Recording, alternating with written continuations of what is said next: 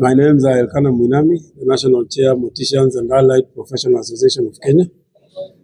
We are gathered here in Nakuru at the Kenya Medical Training College for our second annual conference, which has a theme: implementing technology, innovation and research in the transformation of the mortuary practice.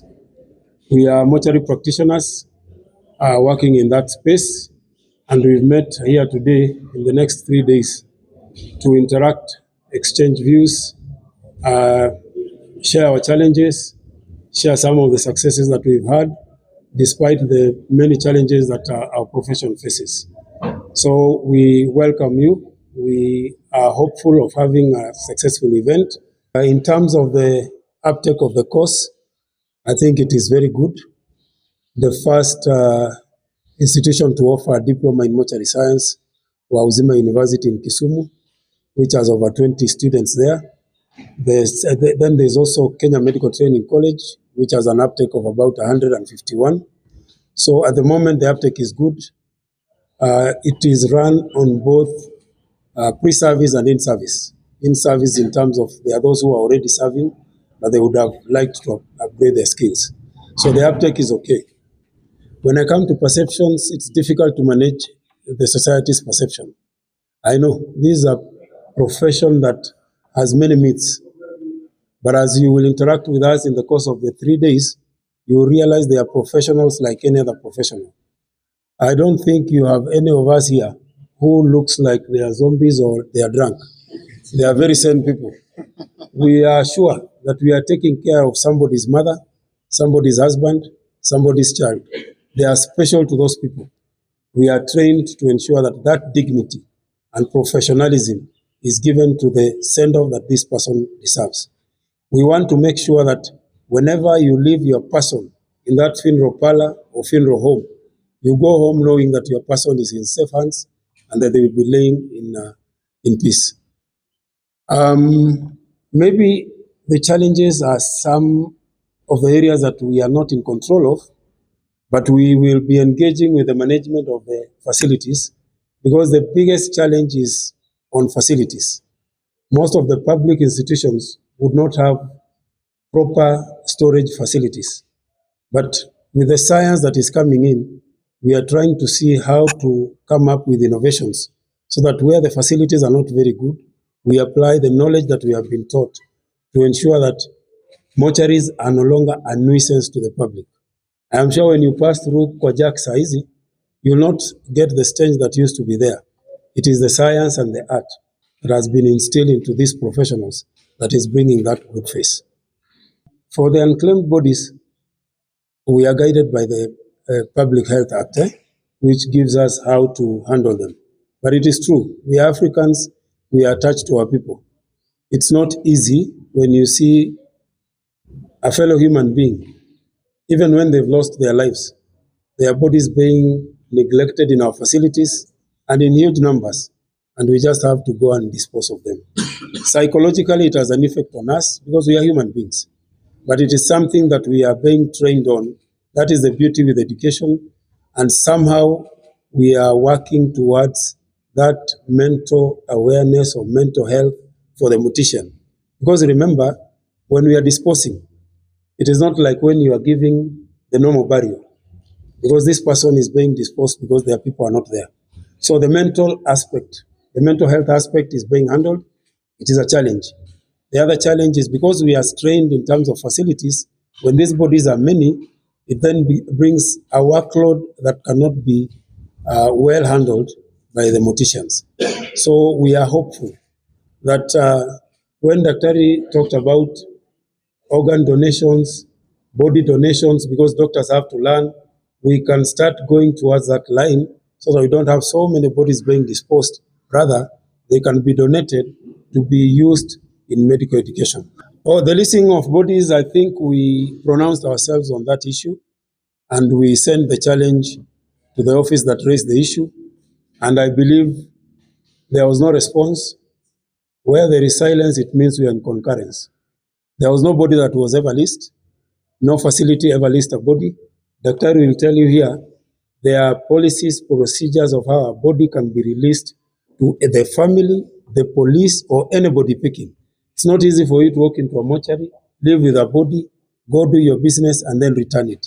So it is nothing that happened. It cannot happen. It will never happen. Commenting on the missing organs. It is possible for an organ not to be buried with the body, especially where we've done an autopsy and there are more tests that need to be carried out on that organ. But it will be done with the consent of the next of kin. No organ can be left in the facility, whether to be processed or for any reason, without the consent of the next of kin. But the way the perception is put, that morticians would retain some organs for their own benefit, either to sell or do other things, not with the team that we have. I will not speak for all of them. In every profession, you'll always have some rogue ones. We are coming up with a code of conduct for all morticians, which they will sign. Once it is signed, it will be, you are the only ones who will be liable if that body is found to be missing any organ. Because there are procedures on how you can retain either a tissue or an organ if legally it is required to run any other tests. So, Daktari, yes. Uko na swali yako? Thank you. My name is Dr. Ngulungu. I'm a pathologist in this county, the county of Nakuru.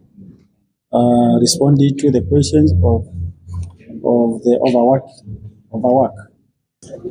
I cannot say there is shortage, but you only see me in some cases. Like a day, you cannot see me twice. You can just see me, for example, like once in a month. But I'm not complaining. This is my this is it is known as forensic pathology, and it is also forensic medicine. I'm the one who is responsible for handling these high-profile cases in this county. For the time being, I can say there is no other forensic personnel or forensic pathologists in this county. So I only handle few cases here and there, which are being followed by the media and also the human rights. For example, where there are allegations of torture or somebody was probably mistreated by the police. These are the cases which are being followed. There are also others which I handle, like the normal motor vehicle accident trauma and also homicide cases which are not followed. But if they are not more than that per day, I cannot complain so much. When I was in city mortuary, I used to handle more than 20 cases per day, and that is part of the job. The other question was about the missing organs. I know where that one came from. It was that case of the late Dr. Jue. There was something that was going on in court. But I have to say, there are some cases whereby we need to take some organs. Like when we are suspecting there is poison, we take the liver, we take the blood, we also take the kidneys and also the stomach. This is actually done with the consent of the families, and it is also done by the DCI. They actually request, and then we do the necessary. They are labeled and they are informed. Probably there was some misunderstanding, which is not uncommon when we are doing such things. My name is Dr. James Waweru, the medical superintendent, Nakuru County Referral and Teaching Hospital. I'm here on behalf of Her Excellency the Governor, Susan Kehika. And as a county, Nakuru County government, we are very excited to see this professionalism of the morticians, the management of our mortuary services, because this is an inevitable aspect of our healthcare cycle, and we are trying to come up with a way of engaging them in our scheme of service, so that we engage the professional body and the Public Service Commission, so that we see how we can come up with a scheme of service that absorbs the professional mortician, from the technician all the way to the technologist and the the degree holders.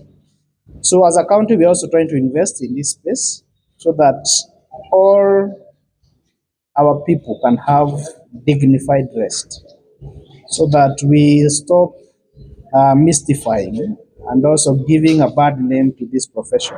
I think it's a profession like any other, and we should be able to attract all cadres, the ladies, the gentlemen, so that they're able to invest. We have more investors in this sector and ease the burden of the public health facilities.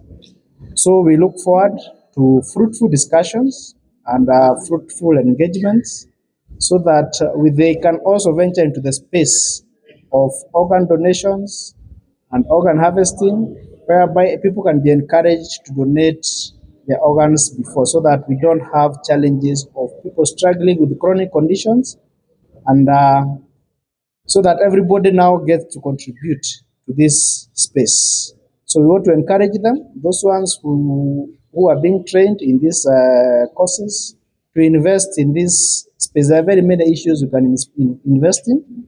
The issue of the technology, the issue of preservation, the issue of pathology, and also the issue of funeral arrangements and funeral management.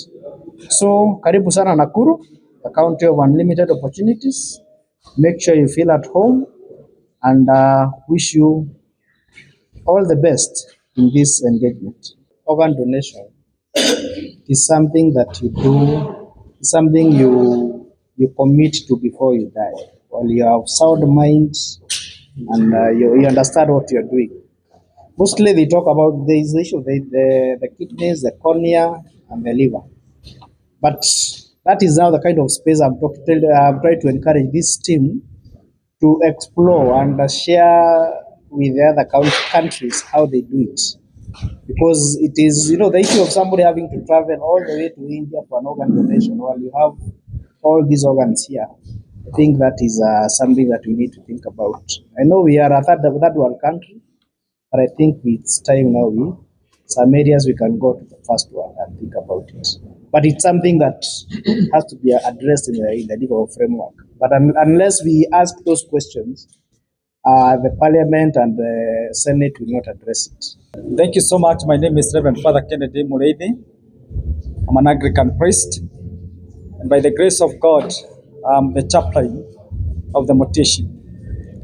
My role as a chaplain is to continue reminding that we are all called in this ministry to continue doing our best. And as Morticians and people who work hard in hand with the church, it is my responsibility to continue inspiring them, encouraging them to do their best. And while they do their best, I wish to remind them that they have been called to do this ministry to present themselves to God. And as they present themselves to God, they are not just presenting themselves to God just as ordinary men and women, but they are presenting themselves to God as approved people who cannot be ashamed of whatever they do. And it is my prayer that we shall continue serving God and serving humanity. And it is also my belief and my faith that God shall continue to raise them from this level to the next level. And I pray that we shall also continue to adhere to the core values, which is professionalism, integrity, and also hard work by God's grace. So may God continue to bless the Morticians in the name of God the Father, and of the Son, and of the Holy Spirit. Amen.